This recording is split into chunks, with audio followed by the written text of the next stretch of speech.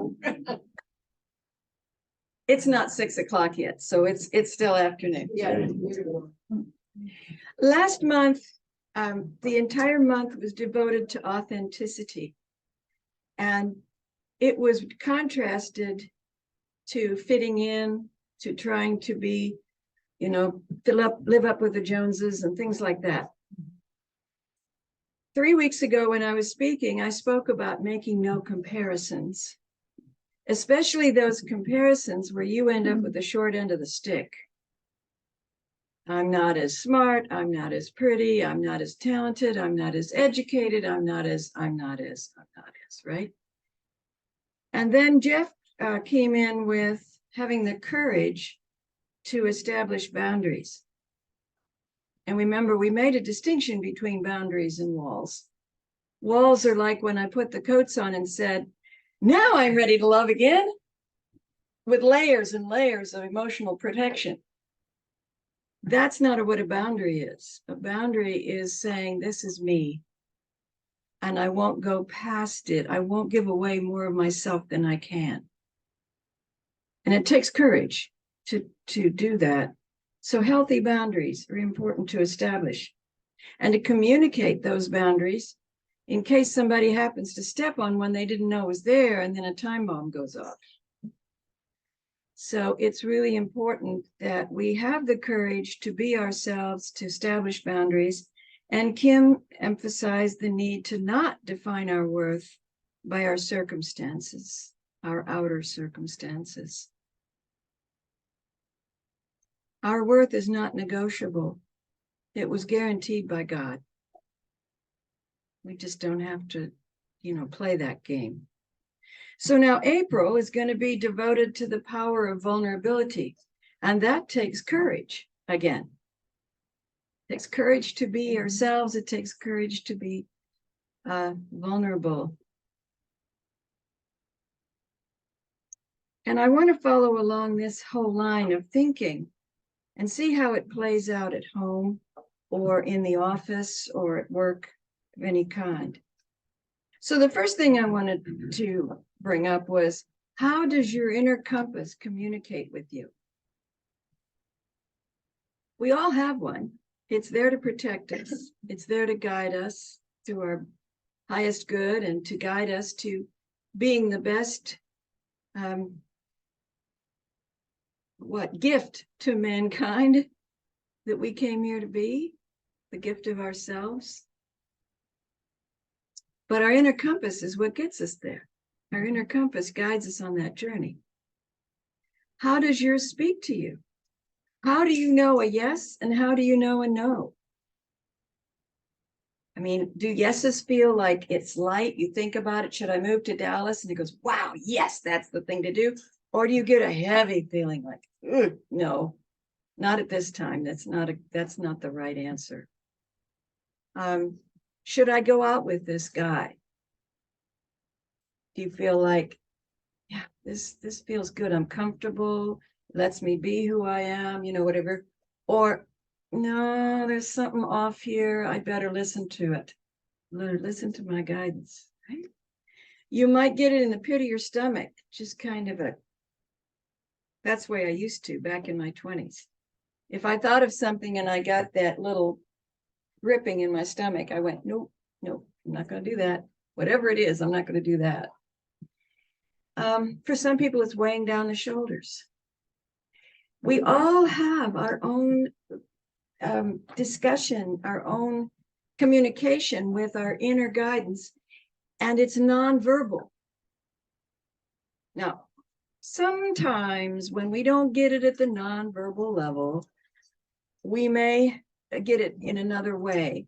I remember I was taking a conference, and at the end of the workshop, there was this great opportunity to go to California and do the advanced course, which would have been jumping off of cliff with a zip line and, all kinds of really neat things. And I wanted to do it, but I didn't think we had the money. And so I was just torn. Should I go? Should I not go? I really want to. That feeling was there, but I don't know we have the money. Logic. Wrong. So I'm out leaving Dallas, coming back to Tulsa. It's dark night. And this out of nowhere is this big billboard. And it says, no excuses, answers. No commercial, just in gigantic letters, no excuses, answers. And I went, oh God, no, I gotta go. So by the time I came home, I had made the commitment to do that with my mind and myself. And I made it. The universe supported me. But the inner compass, the yes and the no's determine our boundaries. And they are our guidance system. Do you ever find yourself arguing with your yes and no's? Yeah, we all do, right? At one point or another, we just don't know whether it's a clear yes or a clear no. And God, tell me, come out of the sky and say, do this. And of course, it doesn't usually work that way. But what makes us stress like that? What makes the compass cloud over? Stress in general it can be a cause, but a lot of the times is rival values. Where do rival values come from? Well, in part, it comes from a hierarchy of needs that we come up with when we identify with the physical form. I mean, obviously, I need to eat. I need to have lodging in the winter. I need to breathe air. I need to be able to drink water. These are givens. And in our culture, more often you get a job, you can supply all those needs. So you want the job, and now your boss says, you got to work overtime this week when you had already promised your kids, your grandkids, your husband, your wife, that you would do something else with them. What should I do? Should I listen to my boss and disappoint my family? Or do I go with my family and disappoint my boss? Ooh, right? And that's when that can get really shaky for us, those rivaling values.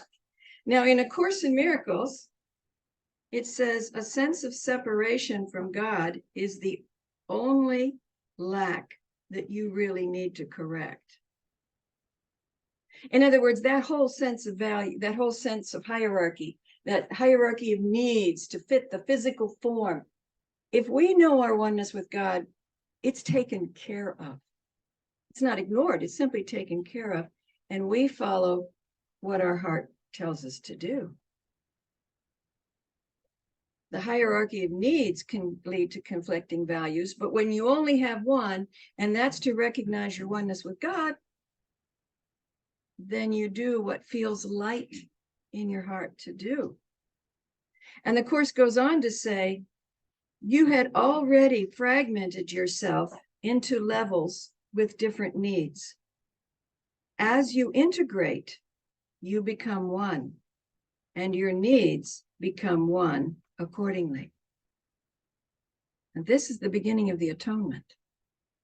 Not the atonement for our sins, but the at-one-ment in our own mind and consciousness, oneness with God. How can we be oneness with God when we're so splintered and fragmented that there's not one of us to be united with God?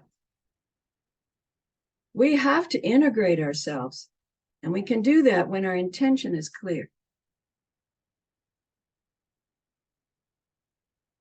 So, a second reason why our yes and no's can be conflicted is that many of us are afraid to say no because we know it's going to displease somebody.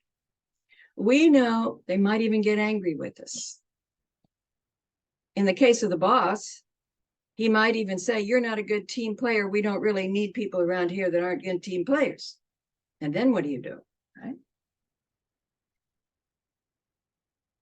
And every situation is different. So there's no one right answer. Your heart's going to let you know what you need to do. But that fear of displeasing people can cause us to extend beyond our boundaries, to do more than we really can handle, to overextend ourselves emotionally or mentally or physically, or be talked into doing something that just doesn't feel right. So we can't be afraid of what other people will think of us if we say no. No doesn't always require an explanation.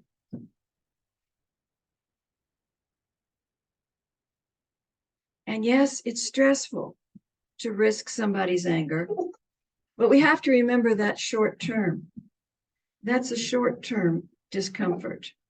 If we lose our inner compass, that's lifetime until we get it back. Jobs today demand more and more of us. And if you keep your cell phone on 24/7, your boss can expect you to be available 24/7. It didn't used to be that way before cell phones. Everybody knew that if you were on the way to work, they couldn't get to you, right? Because there was no phone in the car. Now, even your friends will say, "Where were you? You didn't answer your phone." It's like, oh, really? I have to be available to every single person in my life 24 hours a day, 7 days a week? I don't think so. I see you shaking your head back there. I mean, we just can't do that. We are not machines, and we're being turned into devices that are expected to run 24 hours a day. We aren't machines. We have private lives, and we have to keep them separate. Caregivers are particularly vulnerable to this kind of thinking. Is my well-being worth more than that sick patient over there? Is my well-being worth more than those children that are so deeply in need and they need me right now? Is my welfare more important than that old person? Well, you know, sometimes it is. Because if you go too far, you can't be there for the other people. You can't. So we have to be ready to say, we have to be able to be ready to say, I can be part of a bigger thing. I can be part of a company. I can be part of a family. I can be part of a church, but I can also stand alone. That's the scary one.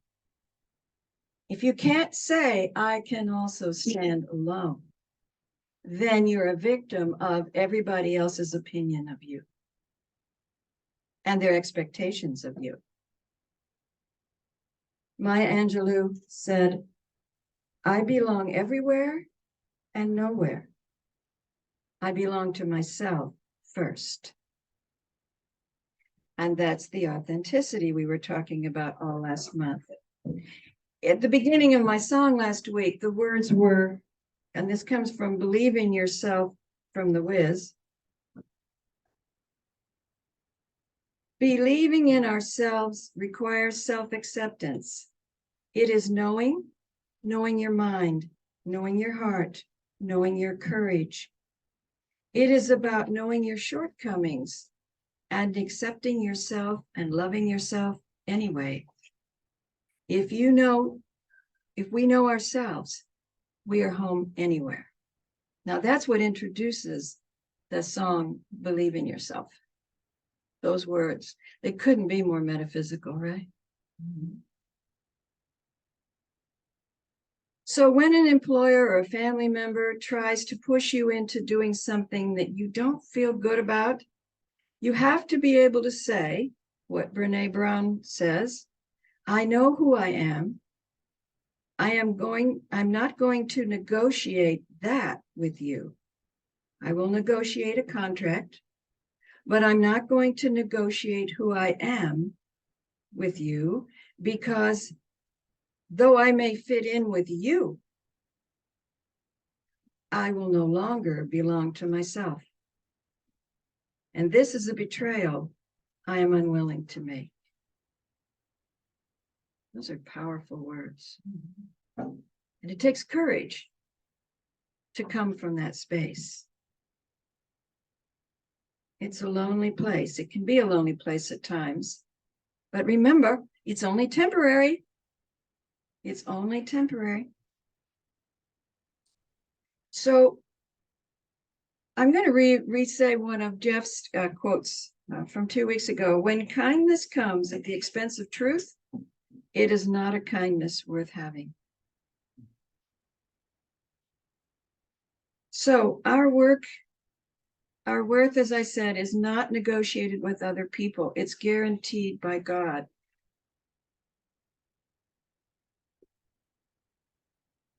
Now, the good news is that there are things we can do that we don't have to violate ourselves.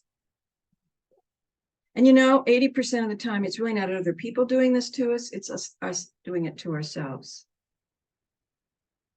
Sometimes our inner workaholic is working overtime, and we have to get control of that. I mean, just even putting together this talk, there were times when I'd say, oh, now I got another idea. And instead of going to bed, I would go into the computer and type it up. Right? Now, that was not taking away from me too much. But man, if that were my lifestyle, I wouldn't be standing in front of you now. I might not even be here. When I was teaching, I had to do a lot, and I overdid it with my adrenals. So no, we cannot let our inner workaholic get the best of us. Sometimes we just need to delegate. Sometimes we need to seek other resources. Sometimes it's just a need to communicate our needs and not feel like a wuss for doing so. By the way, does anyone know how to spell wuss? W-O-S-S or W-O-O-S? W-U-S. Okay, whatever. We've just heard it from the expert.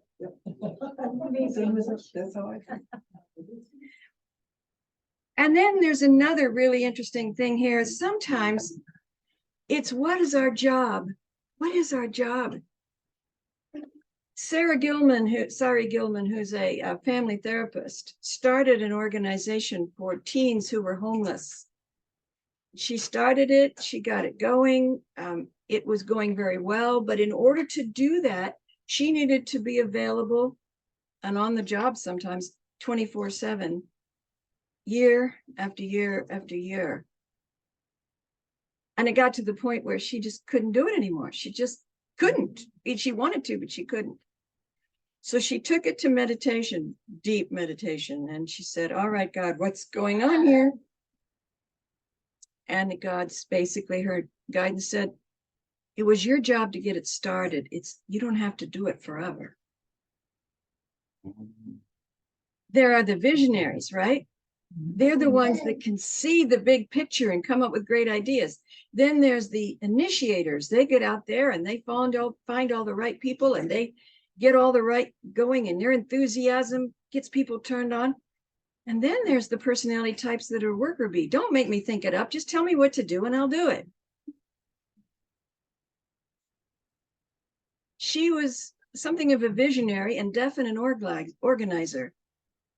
But the daily route she was, what did she call it? PTSD from all the homeless children and all the horrible things that had been happening to them. After 10 years, she couldn't do it. She finally, after that meditation, turned it over to other people gradually, and it's still going 14, 15 years later. And she doesn't have to do it anymore. But what she got going, that was her job. Get it going, and let others take care of it. So I'm coming to an end here, and I want to read you a couple of great quotes. One is, being guided by source, as she let herself be when she checked in, what's wrong here? Being guided by source is being in communion with what life wants to happen. What is yearning to be born or created or expressed. It is guidance from within, but in a way, it's impersonal. It comes through whoever is available. Think about that. These great ideas that people come up with, it's because they make themselves available. And if we keep ourselves too busy and worn out in trying to keep up with our work schedule or our commitments to other people, there isn't any time and brain space to get those brilliant ideas. So to reiterate, all of this takes courage. It takes courage to set boundaries, healthy boundaries, not walls. That's fear.